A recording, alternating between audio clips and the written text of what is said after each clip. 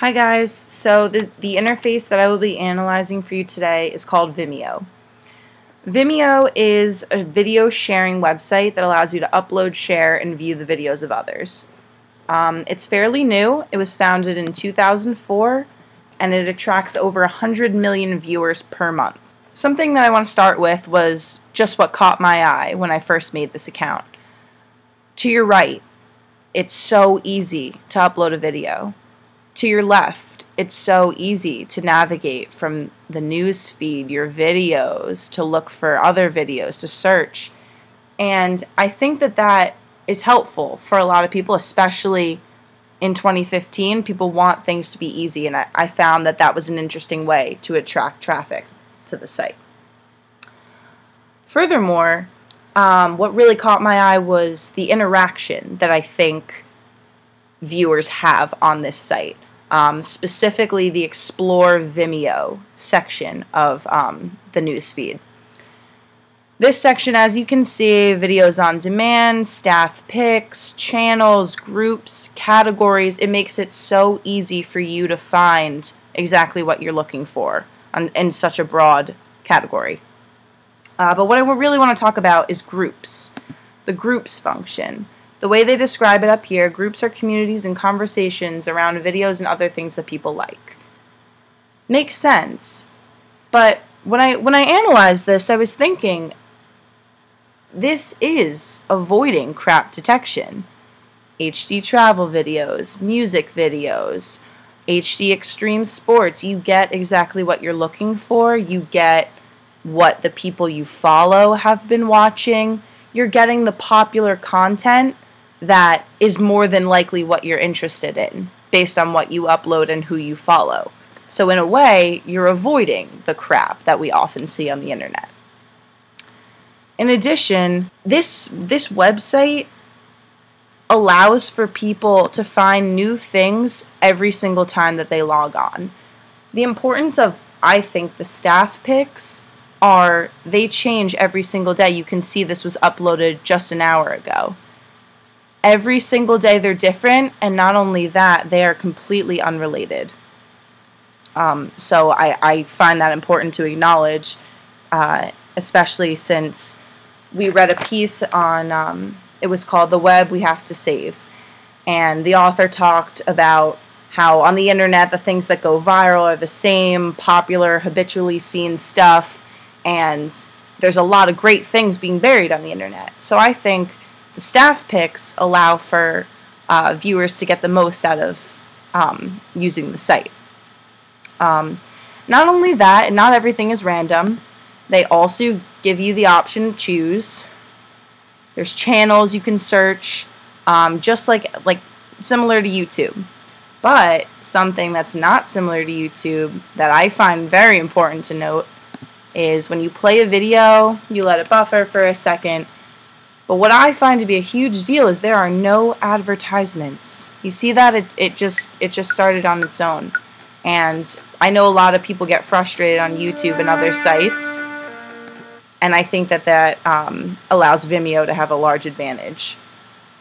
On the contrary, this site I discovered is not the best to use mobilely. It limits access with I don't want to call them pop-ups, but ads for upgrades, especially when you're on a mobile device. It's difficult to trust because what we see, especially on mobile sites, is mostly in the Discover section, you know, things that had 74 people liked it. You know, 74, 240, getting up there, but it's still not the kind of, you know, million or couple thousand views that you see on YouTube and you say, hey, this is probably a good watch. It's not similar in that sense. It could be because it doesn't have a large audience, but I do believe part of it is it's very much not a mobile-friendly site. In fact, only 15% of activity on this application comes from mobile devices. These are what it would look like if we were on a mobile device. This is, again, the home page is always the staff picks, And if I were to click the Vimeo icon to the left, it's simplicity again. You know, you have your home page, you have the option to upload, option to download, login. Very, very basic. And if I were to click the search button on the right, it allows you to actually search for channels and videos. But one setback there as well is, unlike the website, this mobile app does not actually, when you hit the videos or you hit the channels button, it will not give you suggestions. You actually have to type something in that you're looking for, and I find that to be a constraint, especially if you're trying to look for new things. But overall, my experience with this app has been wonderful, and it's just very simple. Simple is the selling point. But lastly, on the filtering end of this, I do believe, you know, there's a lot of diversity. There's the groups where you can find videos. There's your own videos. There's the news feed, what the staff picks out for you. But I do think that there's still videos that have to strive to be funny or interesting or different. You see how even the way this is filmed, it looks like something different. And I think that Retberg's ideology of the filter still stands.